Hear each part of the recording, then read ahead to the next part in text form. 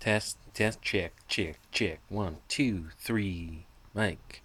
So in each of these is one and down, an ounce of quartz chip, quartz crystal chips, gem, semi-precious gem. I figure $2 an ounce. I'll ask $2 an ounce. I won't take less than $1 an ounce. I'm gonna go ahead and stick them in these envelopes. What's in these envelopes here? There's a handful of them, maybe half a dozen. Is 4 Jerry bills, um, 20 dancing bear coins, and a piece of Pequot quartz. And now that's a point. That's a natural facet there. That's naturally pointed Pequot from the Foxwoods. Pequots from Foxwoods, right? Yeah, well, that's not just a gambling installation. It's also a Native American reservation, Native American sovereign land, sovereign nation territory, seceded from the states that has a gem fault. And I had a family friend, distant relative. That's well, let's see. My great grandfather was Mohegan tribe. His uncle was fully blooded Pequot tribal. So he took me mining in 2012. I escaped 100 pounds of quartz due to a death in his family. And besides where that's where the quartz grows, is that's also where the cremated ashes are spread. So it's a Native American burial ground accessory. It has dead bodies on it. Besides that, it was warred over between the states and the Pequots. It's a blood diamond of sorts, and this is counterfeit currency. Or yeah, oh yeah, that really looks like a dime there. That's definitely a 10-cent USD piece. No, it advocates the Dancing Bears. It advocates Bear Stanley, the sound guy, who is an acid cook. In this, it has Jerry Garcia on it. He'd promote women's rights, Negro rights, stop the draft of Vietnam, civil rights all around in the Green Party fashion. One heck of a guitarist, and you'll notice the bills have the American flag in the background. They're very decorated. They're not worth $1 million. They're not endorsed by the band. It says somewhere, probably around here. And but it takes more to print the bill than it does than I buy the bills for. It costs more money to create the dollar bill. And I was selling them one for $1, or two for $1, three for $1 at the very least. And these are about 10 cents a piece. I'd ask. They have trace silver in them, also nickel. It's not just aluminum there. There's silver and nickel in it as well. Silver, the like as in silver, gold, and diamonds. So that was these envelopes, and they're already bagged out. We'll work with that a little bit. I'll keep in mind we have 20 minutes real, or 25 at the most, depending on if battery will allow taking that. So on the front of it, I kind of wanted to write kickbacks into curses, like how kickbacks with a Z, and then curses with a little arrow in between, how the dad would do like a transition from one song to another on a playlist or a set list. Kickbacks into curses, slash dead parrot, or something similar. Try and mix bird song in there somewhere. Bird straw, Jack Straw to bird song. Because $4 and change would be part of the tune Jack Straw. As far as these, I can't figure out what to label the envelopes. Maybe I'll come to that in mind when I start bagging, enveloping them up. So I'm going to go ahead and hold the cam. You should be able to see the 2010 Further picture and maybe some roses from the 2003 GDP tapestry. With a Native American medicine woman who was over 100 years of age at that point in time.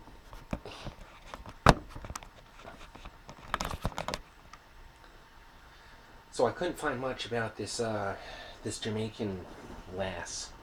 Uh, if she's not a lady by now. See, I wasn't sure how old she was. I couldn't find much on her. There's no Wikipedia. This is an easy process. I should read it software, and it's just kind of putting an ounce of gem into. But if into the envelope. But if her DOB, her date of birth, is similar to mine within the years 1980 and 2000, because I'm on 1990, not quite on the dot. I spent 6 months in the womb during 1989. So I'm closer to an 80s baby than I would be a 90s baby. If you consider someone born in 2000 but spent 6 months in the womb of 1999, look, it's similar to me, but back a decade. They wouldn't really be a 90s baby. Technically, they lived in the 90s. I wouldn't really be an 80s baby, but technically, I lived in the 80s. And I lived all throughout the 90s, and people called 90s kids could be born in 98, and is that really living when you're still hooked to the bosoms in the 90s? Probably not, but you should see the youth these days, born in the year 2000, they're almost not quite old enough to drink beer these days. Um, but no, they're built like trucks, usually, and competitive criminals on top of it. Some of which, these are the filled lopes here, jackalopes, envelopes. These are the empty envelopes, the small ones. Just go ahead and make the bag gems parcels. Not that I want to put a separate stamp on each one, but I might fill up one shoebox and ship them to somewhere where there's Greenpeace in many numbers, like an upcoming show for someone to distribute, along with a little bit someone that would know me, that would advocate.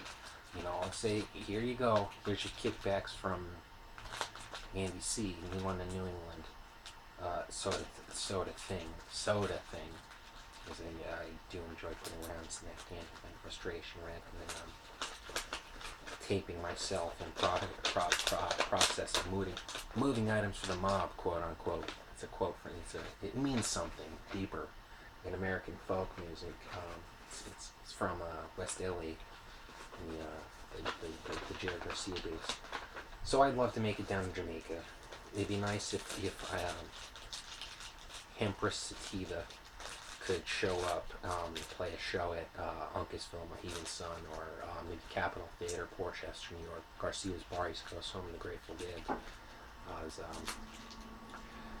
Ziggy Marley? No. Damian Marley. Or Ziggy Marley. I forget which one it was. I confuse those two quite often. I know Ziggy Marley does Dragonfly, and Damian Marley does Distant Relatives with that City Slicker that's usually a little too aggressive for my taste. Nas.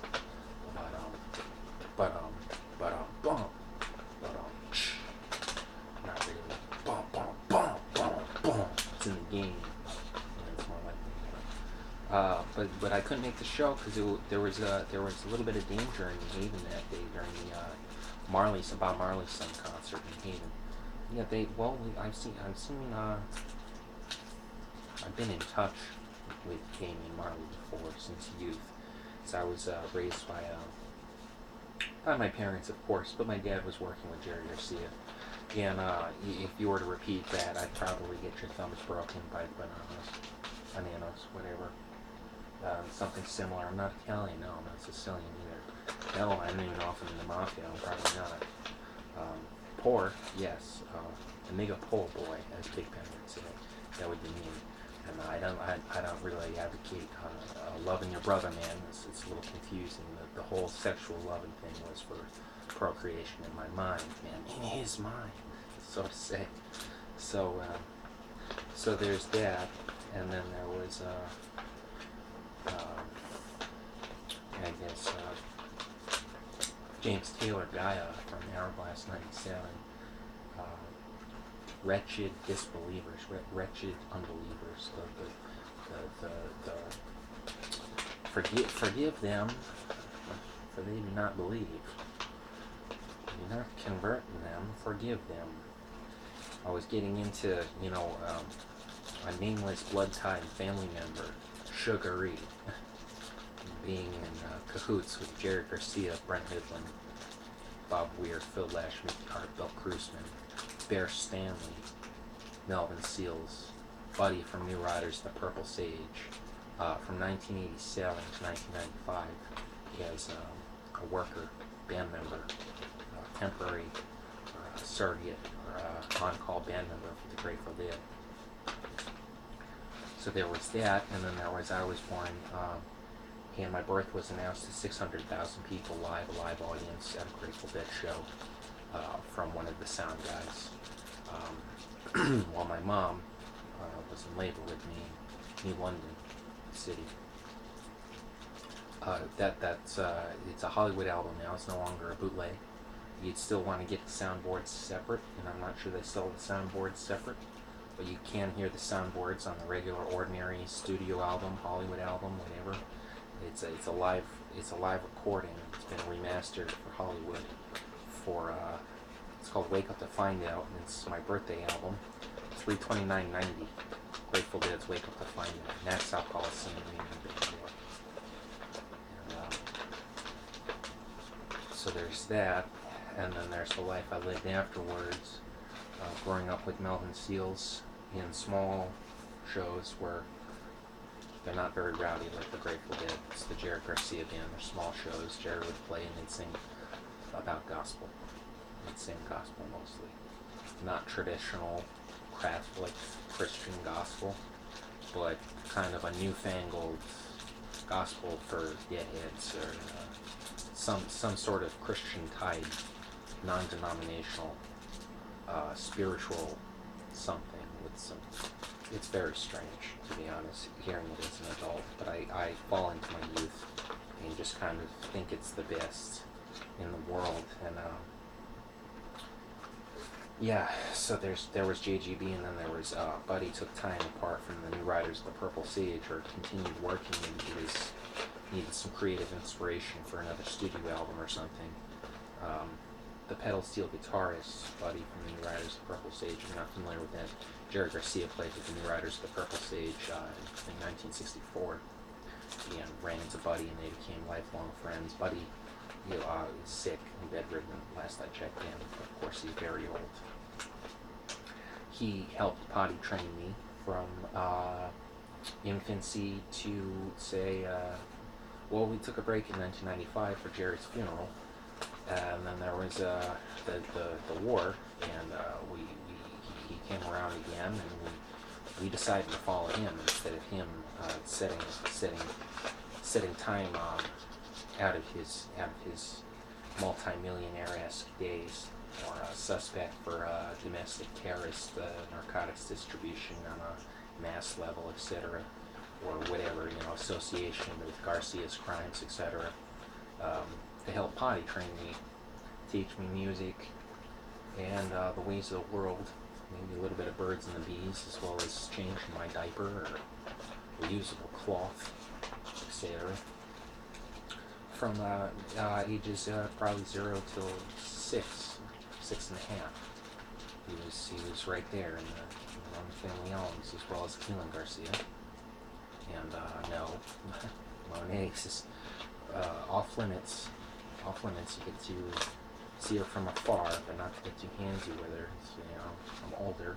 She's my 4th cousin. Bob Weir's my 3rd cousin. Bob Weir was my granddad's 1st cousin on his Shepherd side. John Lennon from the Beatles was my granddad's 1st cousin on his Lennon side. Both of them are Scottish, 100%. As far as my granddad's family, I think they were first cousins with both Bob Weir and John Lennon. Granddad passed away a couple of years ago. He devoted his life, to his family in his later days, when he was forced to retire from, they noticed he was developing Alzheimer's. He had seen World War II from Scotland, the beginning of it, in the 30s. Came to America and became an agent in the Federal Bureau of Investigation. That was his career. And he brought me to the New London Coast Guard Academy in 1996, where I had a little play dates during the Clinton administration with Chelsea. Shared the last name, the president back then. And, we were about the same age in the old folks' eyes. And I guess the current president in mind. And then there was my grandpa, who's not related to anyone musically, but his first wife was my nanny, Tanaquidgeon, Lois Mohegan. She lived from 1898 till 2006, and she lived with me from 1990 to 2006. But anyway, she was sterile, and he wanted kids, so they divorced. He married again. She passed away. He married again. made Papa, who made me. Um, anyway, he was in the Navy for, say, 40 years, or closer to 50 years. He was drafted during World War II, never quit, was never fired. And with that, he brought me to the New London Coast Guard Academy, the United States Coast Guard Academy in New London City, where I met with not Bush Jr. per se, as he was busy, and much older than me. I wouldn't understand as much. There was, but his daughter that we went on play dates. Pierce is what I call her. I think her first name was the same in a long line of the same first names, Barbara. And her last name was the same as a couple other, her dad's and her granddad's, and Bush, you know. So it was kind of like a funny from time to time, because I was exploring sexuality, and she was old enough to babysit. Well, let's say the nameless blood tied family member Sugar E worked again for the Grateful Dead, and Grandpa does his Navy thing, even in his old age. Perhaps an Oval Office advisor as well as just the Navy, an on-call from afar. He knew the King of Sweden, besides getting the Congressional Medal of Honor from the President of the United States after the atomic bombs on Japan, which he witnessed the surrender of. He was at the surrender of Japan aboard a diesel nuclear hybrid submersible ship that left New London, went to China, and came back to New London. And so he may have seen the atomic bombs with his own eyes, and stayed in the service, you know, his whole life. So his mom had immigrated from Sweden as a Swedish mail-order housewife. She was my great-grandfather Werner's pen pal for a smidge, and then when she turned 18, I think, she set sail. He passed away in the 50s, and in 1950s, and she lived until 1996. So he had his great-grandfather came over here from Sweden, and that was the first one. That was about 1810. From Sweden to he lived in Sweden, and then somewhere around 1810 he just showed up at Ellis Isle asking to be an American.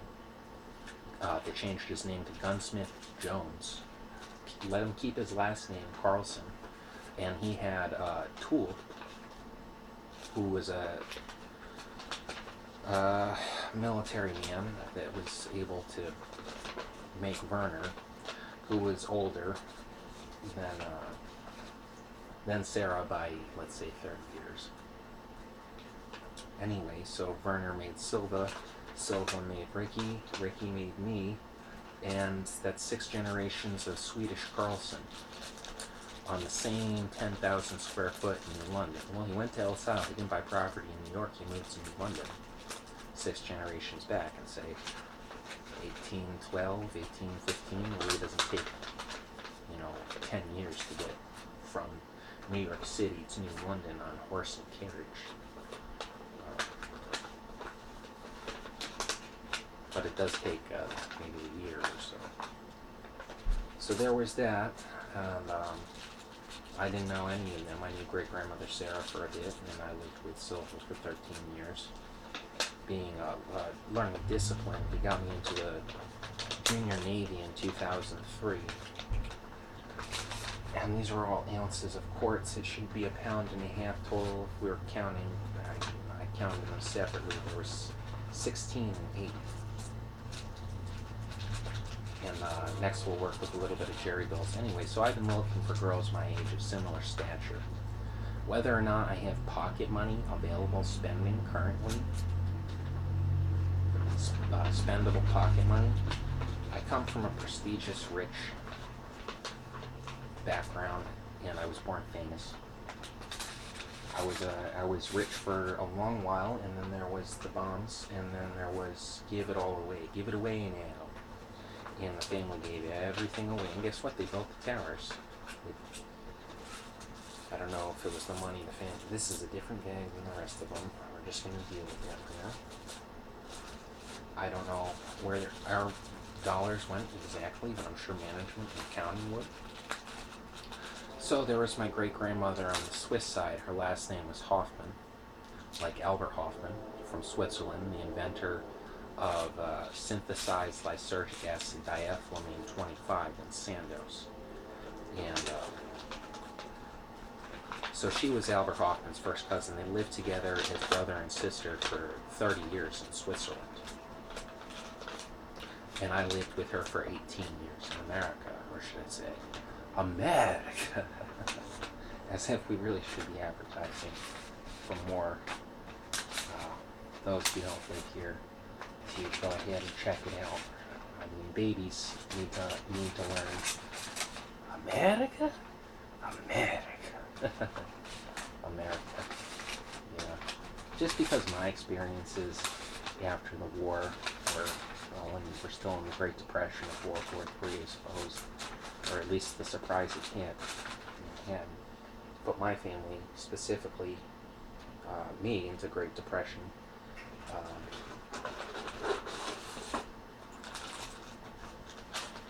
I'll be handing out labeled envelopes at the dead show, I think, maybe, or Santana on the 21st, unless I can get rid of as much as I can locally. I know, I said Santana the 15th or 16th. Well, maybe that's where Santana will be seeing me. Probably when I was sleeping, or visiting New London City, or not, maybe Hartford, or not, or wherever, don't matter. I'm just going to go ahead and stuff these in there. Actually, I was going to twist and count, make them 4 bills a piece. Hopefully we have battery. You know, can I check the reel? Because this was sort of an optional bag. We have all the crystal bag, and there's only 1, 2, 3 pieces. This is the large amount of spare coins. Money, yeah, frowned upon money, non-spendable at grocery stores. There's silver in it. We can melt that in the whole bag. Get a couple ounces, maybe a few, maybe 100. I don't know, an ounce is this big, so yeah. 10 ounces, 10 by 25, and 10 by 20. Says it's $200 at least. $400 maybe, $200, maybe $100 in silver. But when you sell it per coin, it's 10 cents a coin. And how many dimes? There was 500, so 500 times is $50. Yeah. I'd be putting them in envelopes, disperse with you. I'll buy another bulk at some point. Let's see, check the reel in here and stuff. We're at 22, 23. And I'm going to go ahead and save for a 2-minute. This was Andy C. New London, New England radio show 90 on season 3. My life story whilst staying busy. Let's see. I was looking for chicks my age, similar stature. That's where the advertisement of beforehand get. I like her. Yeah, we don't share the same views on cannabis per se. She says marijuana only. I says, well, I like kind bud. What if I ate a lot of acid and mushrooms in my youth. Should I really have marijuana? I might need a permit for it. Maybe do I need a permit in Jamaica? What are the laws down there? Wait a minute. Are you a criminal? You're a criminal advocating people to go to jail? Oh, she's religious. Oh, I see. Yeah, well, I mentioned tobacco would be perhaps a sacrament. You know, I'm going to cut this off in maybe 15 seconds or less, and then I'll meet you at the bar for a smoke with the gnome. So, 2, 1.